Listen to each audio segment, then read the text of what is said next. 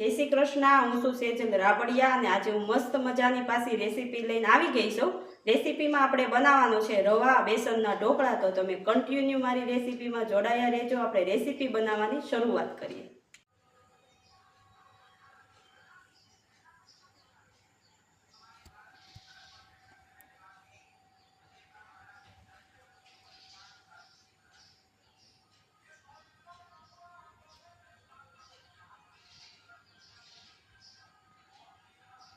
बेसन અને રવાના ઢોકળા બનાવવા માટે આપણે છે ને જો એક વાટકો બેસન લીધું છે, અડધો વાટકો આપણે રવો લીધો છે અને એક વાટકો આપણે દહીં લીધું છે। ત્રણેય આપણે માપમાં લઈ લીધું છે। હવે આપણે એક સ્ટીલની ટોપરી લેવાની છે।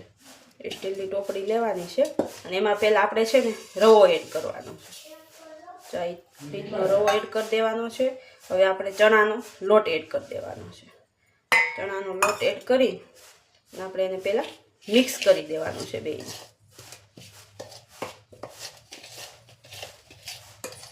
આ રીતનું મિક્સ કરી દેવાનું છે। હવે એમાં આપણે છે ને દહીં એડ કરવાનું છે। દહીં એડ કરી આપણે પાણીનો ઉપયોગ પહેલાં નથી કરવાનો, પહેલાં આપણે મિક્સ કરી દેવાનું છે। પાણીની જરૂર પડે તો જ આપણે પાણી એડ કરવાનું છે।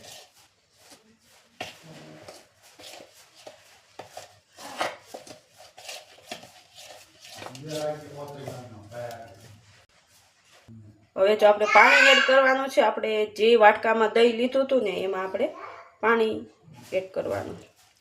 તો એટલું આપણે પાણી લેવાનું છે અને એને આમાં મિક્સ કરી દેવાનું છે। અડધો વાટકો પાણી લઈને એને સરસ રીતે આપણે મિક્સ થઈ જાય આપણું બેસન અને રવો ત્યાં લગન મિક્સ કરવાનું છે।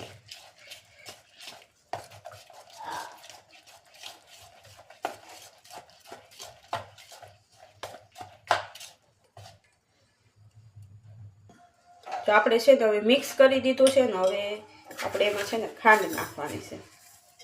સ્વાદ અનુસાર ખાંડ એડ કરવાની છે અને સ્વાદ અનુસાર આપણે મીઠું એડ કરવાનું છે। ખાંડ અને મીઠું એડ કરી પાછું મિક્સ કરી દેવાનું છે। અત્યારે આપણે જો આમાં હજી પાણીની જરૂર નથી।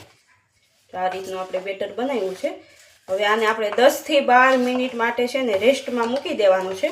પછી આપણે જોવાનું છે, જો પાણીની જરૂર પડે તો પછી આપણે પાણી એડ કરશું। અત્યારે હવે આપણે એને મૂકી દઈશું। જો હવે આપણે જોઈએ આપણે 10 થી 12 મિનિટ થઈ ગઈ છે અને જો આ રીતનું બેટર એકદમ પોહી અને ઢીલું થઈ ગયું છે। બેટર તૈયાર થઈ ગયું છે અને હવે આપણે છે ને બેટરમાં ઈનો નાખવાનો છે। આપણે અંદાજથી આપણે છે ને ઈનો નાખવાનો છે। ઈનો નાખ્યો છે। હવે ઈના ઉપર આપણે થોડુંક છે ને ઉપરથી પાણી એડ કરવાનું છે। આ રીતનું પાણી નાખીને એટલે આપણે બધો જ ઈનાના દાણા છે ને ફૂટી જાય। હવે આપણે એને મિક્સ કરી દેવાનું છે। પહેલાં ઈનો ન નાખવાનો, ઈનો નાખીને છે ને તરત પોહી જાય ને તો 10 થી 12 મિનિટ આપણે છે ને રવો પોહે નહીં અને ઈનાથી પોહી જાય। એટલે આપણે છે ને એમને કુદરતી પોહવા દેવાનું એને। એટલે અત્યારે ઈનો નાખી દીધો છે। હવે ઈનો નાખીને આપણે છે ને હિંગ નાખવાની છે। 1 ચમચી હિંગ નાખવાની છે। ત્યારબાદ આપણે 1 ચમચી હળદર નાખવાની છે। હળદર નાખી આમાં છે લીલા ધાણા, આદુ, મરચું અને લસણ 4 વસ્તુ ખાંડી નાખ્યું છે। મેં ધાણા પણ ખાંડી નાખ્યા છે। હવે આપણે આમાં એડ કરી દેવાના છે।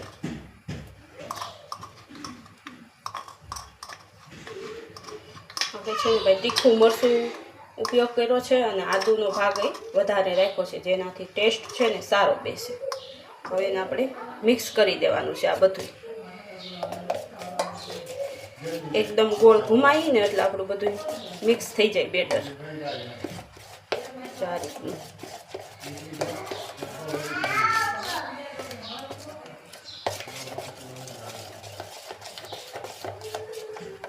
જો આપણે મીઠું છે ને સાખી લેવાનું છે અને ઘટતું હોય તો આપણે પાછું આપણી રીતે એડ કરી દેવાનું છે।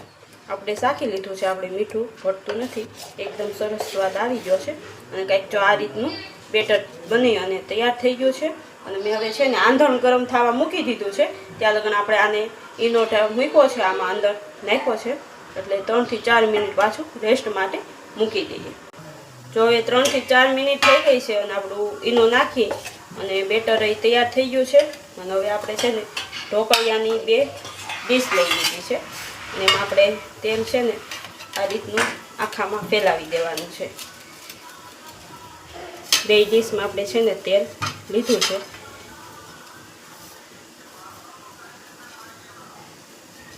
તેલ લઈ હવે આપણે ડીશમાં છે ને બેટર નાખી દેવાનું છે હલાવી.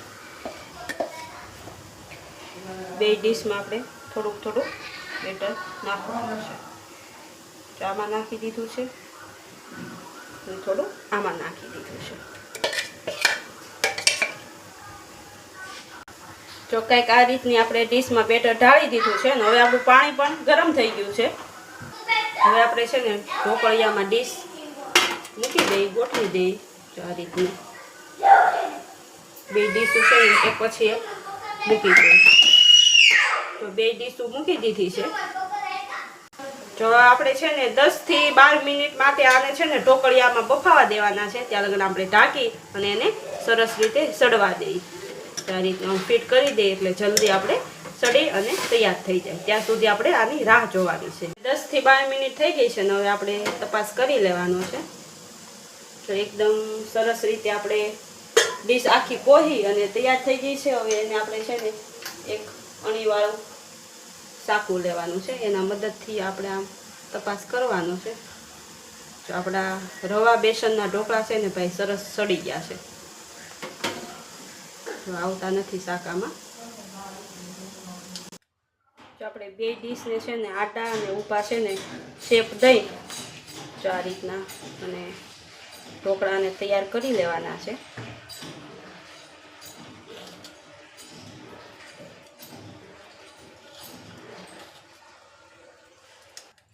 જો 2 ડીશને આપણે છે ને આડા અને ઊભા ચેકા મારી અને તૈયાર કરી દીધી છે. અને હવે એને છે ને આપણે એક ઢેફલી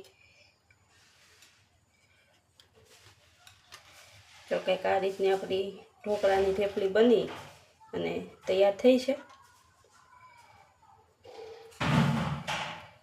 બધા જ આપણે સરસ રીતે છે ને સડી ગયા છે. નીચે ડીશમાં એકદમ કાંઈ બેઠા નથી.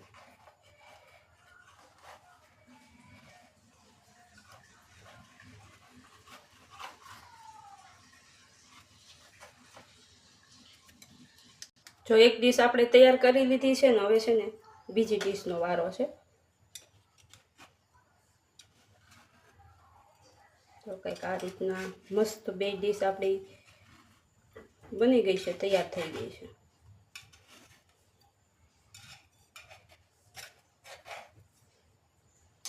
તો આ રીતની 2 ડીશ બની અને તૈયાર થઈ છે.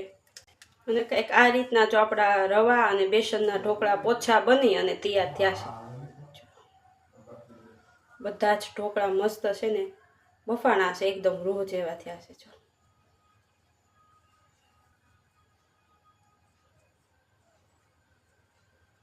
આપણા રવા બેસનના ઢોકળા સરસ રીતે તૈયાર કરી દીધા છે. અને તમે કઈ રીતે બનાવો એ મને કોમેન્ટમાં જણાવજો. અને મારી રેસીપી કેવી લાગી એ તમે મને કોમેન્ટમાં જણાવજો. અને મારી અવનવી રેસીપી જોવા મારા વિડીયોને લાઈક કરજો, શેર કરજો અને સબસ્ક્રાઈબ કરજો. જય શ્રી કૃષ્ણ. આવજો બધા.